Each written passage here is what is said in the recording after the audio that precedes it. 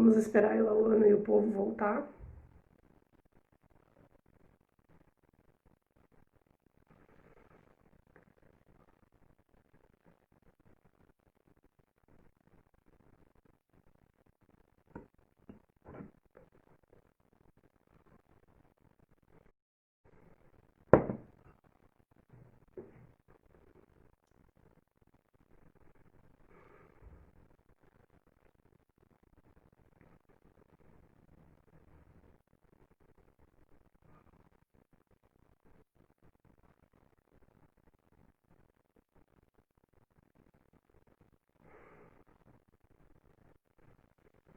Vamos aguardar.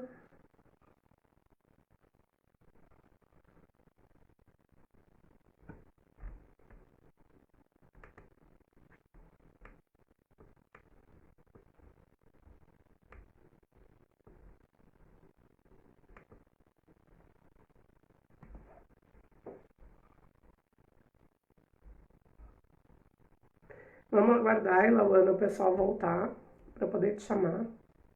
Eu já aceito aí. Só me dá um minutinho.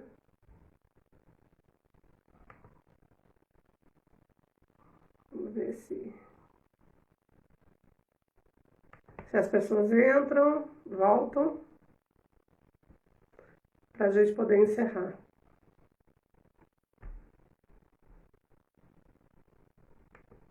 Tua mãe já voltou.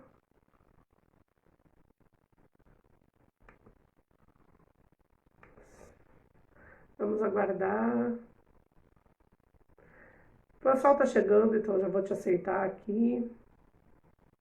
Gravar de novo, gente.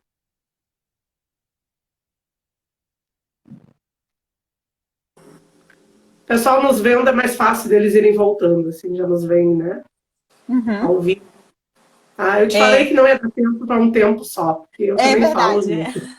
Eu falo muito, né? E assim, é uma temática que a gente não falou tudo que tem para falar, na verdade. Não, nem 10%. Eu tive que fazer aqui um roteirinho, né? Fiz aqui uns pontinhos importantes para falar, exatamente para que eu conseguisse dar conta de falar de algumas coisas. Não, e é bom assim a gente esperar. Vai falando, mas a gente vai também esperando as pessoas voltarem, porque até para ver se tem alguma questão, né? Se alguém tem alguma pergunta para te fazer. Sim.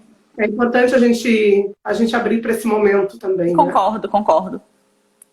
E aí eu já vou fazer uma propagandinha aqui antes de tu continuar, esperar o povo ir entrando, que na sexta-feira eu vou fazer uma live, mas não vai ser aqui, vai ser no Instagram dos Cursos Superiores lá de Santa Inês, que é Cursos Superiores CSI, é fácil de achar. E para quem se interessa por oralidades, vai ser sobre oralidades e metodologias das narrativas orais, com uma professora do México, a professora doutora Berenice Granados Vasques, que coordena um laboratório lá, do qual eu sou representante no Brasil, que é o Laboratório Nacional de Materiais Orais. Então tem no meu Instagram, quem segue aí, já está o card lá, e vai ser sexta-feira às 19 horas. Agora vai ser lá pelo Instagram dos Cursos Superiores, não vai ser aqui, viu? Então, vamos continuando. Vamos lá. Vamos, né? Como eu falei, a gente já estava terminando, né? Eu já estava terminando mesmo a minha fala. Então, tudo isso em relação à narrativa do Chinua Achebe. O que acontece?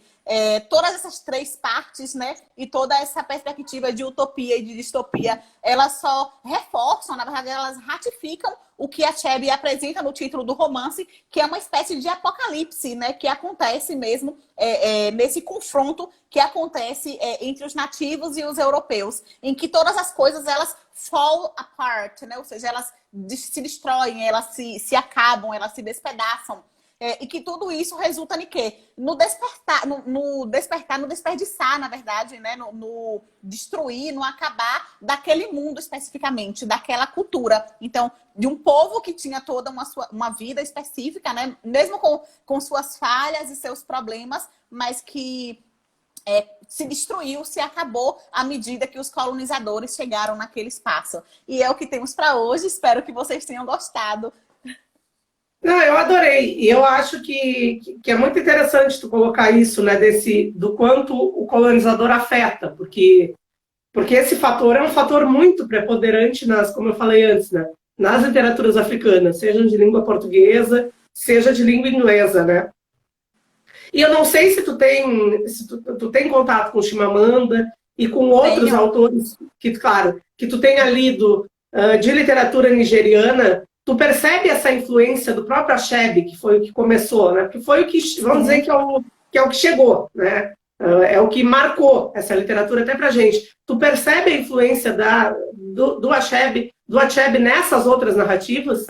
Sim, sim, com certeza. Tanto que, no caso da Chimamanda, eu vou falar especificamente da Chimamanda, porque ela agora tá super em auge, né? Tá na moda, né? Uma literatura que tá bem na moda. A própria Chimamanda fala que ela foi influenciada pelo Achebe, que ela pretende dar continuidade à ênfase de culturas africanas, né, nigerianas especificamente, porque é de onde ambos são, mas só que a única diferença, né, é que a Chimamanda ela enfoca na narrativa feminina, feminista, enquanto o Achebe não. E aí, como eu falo, a gente tem que pensar que foi em 1958, então é completamente diferente, né, a perspectiva, o foco, né, tudo isso. Né? Então, assim, E ela não mostra, e a Chimamanda ela não me parece assim, mostrar uma perspectiva de uma África tão destruída, né, por essa colonização. Não, dizer, isso. ela traz outros fatores. Me parece que o Achebe ele é muito radical em dizer, destruíram tudo. E essa destruição nunca é toda. Claro que se faz muito, mas eu acho que fica. E prova disso está nas literaturas que o Brasil recebe, né? Nas literaturas angolanas, moçambicanas, que tem como pano de fundo, que é interessante pegar do Achebe, que é uma outra África, mas ver que o pano de fundo é sempre o mesmo. E eu falei lá no início, eu acho que é bom a gente deixar claro aqui. É a guerra. A questão da guerra está sempre presente. Eu acho que seja uma narrativa de mulher. Aí a gente pega Paulina Tiziane, que também vai trazer, né, essa perspectiva de uma outra maneira, mas tem essas temáticas, né, que são caras a essas literaturas. Sim, e o que acontece? No caso do Achebe, a gente percebe que ele vivenciou parte daquela situação, né? Ele foi de um período mais específico e mais próximo àquela mudança. Já a Chimamanda não, ela já é de uma geração mais recente. Então, ela não vivenciou aquilo diretamente. Ela consegue falar daquilo que ela ouviu falar sobre, mas que ela não estava imersa. Então, ela vai falar de uma perspectiva de uma África diferente, né? De uma África com muitas riquezas, muitas culturas, e como eu falei, ela enfoca na questão feminina, mas ela fala mais de uma África contemporânea. Então, o que a África de hoje tem com base no que a África de antes passou. Enquanto o Achebe não. O Achebe, ele enfoca exatamente na África daquele momento, que é o que ele estava vivendo, né? E a gente vê que o Achebe, ele tem, sim, muita mágoa da colonização. Ele tinha, né? Muita mágoa, sim, da colonização. E ele agride, ele aponta, ele ofende mesmo os europeus. Inclusive, tem um conto, não, um essay dele, que ele vai falar o seguinte... O ensaio. Ensaio? Isso, o ensaio. Que ele fala exatamente o seguinte: esse ensaio ele não foi traduzido oficialmente para a língua portuguesa. Eu traduzi ele para a gente usar na dissertação. Que diz o seguinte: que absolutamente nada que vem do europeu ou do branco é algo que deva ser levado em consideração como algo bom. Ele fala isso, né, no ensaio dele. E já a Chimamanda, ela não é tão... revoltada enfática. nesse sentido, né? Ela não é tão enfática nesse sentido, não. Ela já enfoca, como eu falei, essa África mais contemporânea, né? Não, realmente, se for pensar alguma coisa de boa, mesmo aqui no Brasil, para as nossas realidades, não tem muita coisa boa, não, né? Porque quando a gente pensa nos indígenas, foi dizimar. Quando a gente pensa na questão do racismo, que se tem falado tanto, né? Tanto o racismo estrutural, quanto os diversos tipos de racismo, eles vêm também desse momento de colonização, né? Começaram lá. Sim. Começaram quando os escravos vieram. E aí eu vou fazer uma outra propaganda, eu tô cheia das propagandas. E sábado eu vou conversar com uma jornalista e escritora, que é a Eliana Alves Cruz.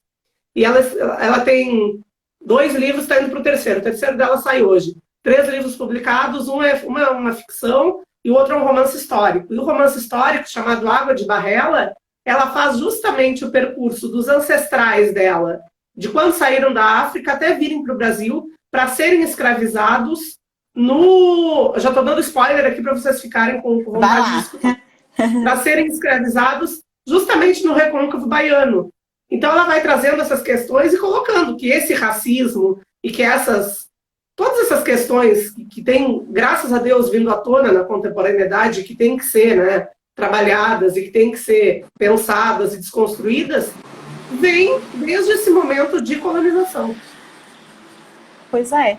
Então, assim, eu acho que hoje em dia a gente está conseguindo trazer essa discussão mais para o nosso dia a dia, que era uma discussão que até então não era tão frequente, era uma discussão que, inclusive, era frequente somente na academia, somente nas universidades, mas que hoje a gente está conseguindo levar isso para a educação básica. Porque o ano passado, por exemplo, eu consegui montar um projeto de leitura dentro da minha aula de língua inglesa, em que eu trabalhei com o conto No Seu Pescoço, da Chimamanda. E foi assim, a culminância foi no Dia da Consciência Negra, mas foi um projeto que teve todo um desenrolar durante o ano, que eu tinha a intenção de fazer isso novamente esse ano, né? Aprendendo com as falhas do ano passado e conseguir fazer algumas coisas melhores esse ano. O projeto estava no papel, que infelizmente não aconteceu por conta da pandemia, mas eu acredito que quando a gente voltar ao normal, né, ao nosso novo normal, eu tenho a intenção sim de continuar com esse projeto aí. Eu, como professora atual da Educação Básica também no Instituto Federal, eu sempre procuro levar para as minhas aulas de língua portuguesa e literatura textos, ou Conceição Evaristo, eu trabalhei com Conceição Evaristo com Olhos d'Água. Agora, na verdade, eles estão lendo Olhos d'Água, mas aí é virtual, né? E esse momento virtual, Google Classroom, não é... Isso seria uma outra discussão que tu já fez na live com o Thiago, né? É uma discussão assim que a gente também quer ter um contato maior com os meninos para falar sobre isso, né? Eu comecei até com a minha turma da escola privada, né? As turmas de primeiro e segundo ano, estava trabalhando até com a cor púrpura. E aí a gente começou, eu incentivei a leitura e eu vi que não ia ter tanto, não ia fluir tanto com esses meninos de primeiro e segundo ano à distância. Aí eu dei uma congelada, influenciando a leitura assim, que falei, mas a gente vai voltar quando as aulas voltarem ao normal, porque eu quero ter um contato mais físico, eu quero dialogar melhor sobre esse livro. É interessante, sim, quando a gente faz a leitura dos textos em sala de aula, né? Eu leio para eles os contos, então eles, professora, e aí eu peço que eles leiam, professora, lê a senhora, é muito melhor a entonação que a senhora dá. Porque, na verdade, a gente já tem toda aquela leitura de professora, aquela performance junto, né? E é importante a gente trazer esses textos. Claro, não vai levar um Achebe, porque aí não é ainda para o contexto deles, né? Não é nem questão de língua, é questão de contexto e de conhecimento. Mas tem outras, a gente pode tomar mão, até da própria Chimamanda, do texto pequenininho, aquele dela, que agora eu esqueci, que antes tinha só em inglês, e que é o perigo de uma história única. Isso a gente pode ler com os meninos, né? São textos menores, enfim, que dá para trazer. Mas é isso, eu quero ver se o povo tem alguma pergunta, acho que não, poucas pessoas voltaram. Já estava finalizando, né? A gente falou que já ia finalizar, que só ia se despedir também, então eu acho que eles falaram, já vai acabar. Mas se alguém tiver alguma pergunta, alguém que está aí tiver alguma pergunta, pode fazer. Enquanto isso, né, eu já vou te agradecendo imensamente, né, por essa participação. Eu digo que aqui, o que importa não é a quantidade de pessoas, mas a qualidade de quem está aqui. Concordo com a gente. Tem muitas lives ocorrendo ao mesmo tempo, né? É muita coisa. Antes da gente começar, estava Conceição Evaristo. Então... Isso, eu ia comentar isso agora. Então, assim, eu comecei, inclusive, a de Conceição Evaristo começou um pouquinho mais cedo. Eu comecei assistindo a dela, aí eu parei para vir para cá. Então, assim, nesse momento tá tendo muita live. Tem outra coisa, né, que tem falhas de internet, pessoas ocupadas, que depois acabam assistindo no IGTV.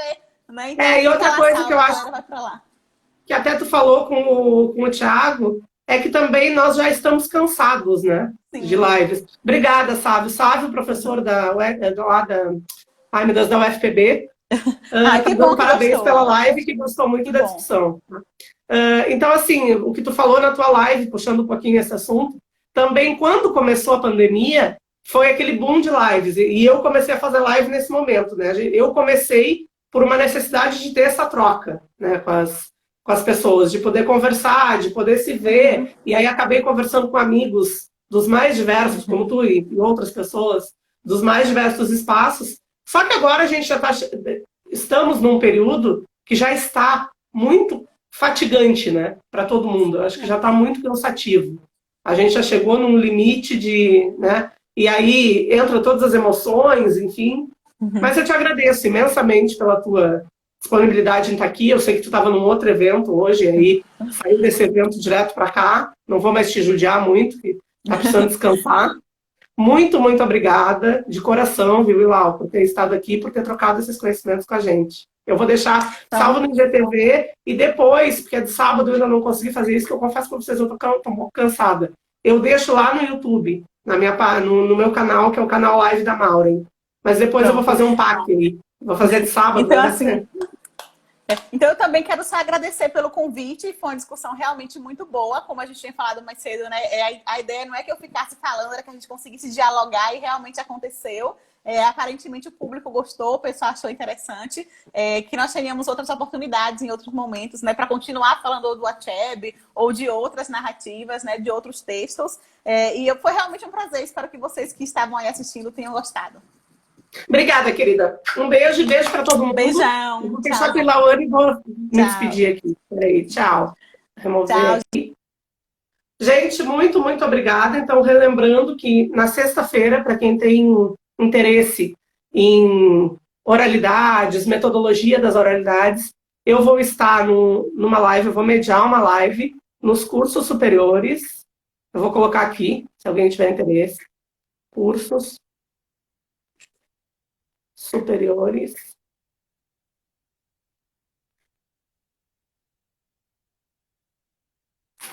Espera aí. Tá? Nos cursos superiores CSI, que é do campus de Santa Inês, eu vou mediar essa discussão com a professora doutora Berenice Granados, da Universidade Nacional Autônoma do México. Obrigada, Diz. Muito obrigada. E no sábado, eu vou receber aqui na live da Maureen a escritora e jornalista Eliana Alves Cruz. E vai ser muito legal. Então, muito obrigada aos que estiveram aqui e boa noite para todo mundo.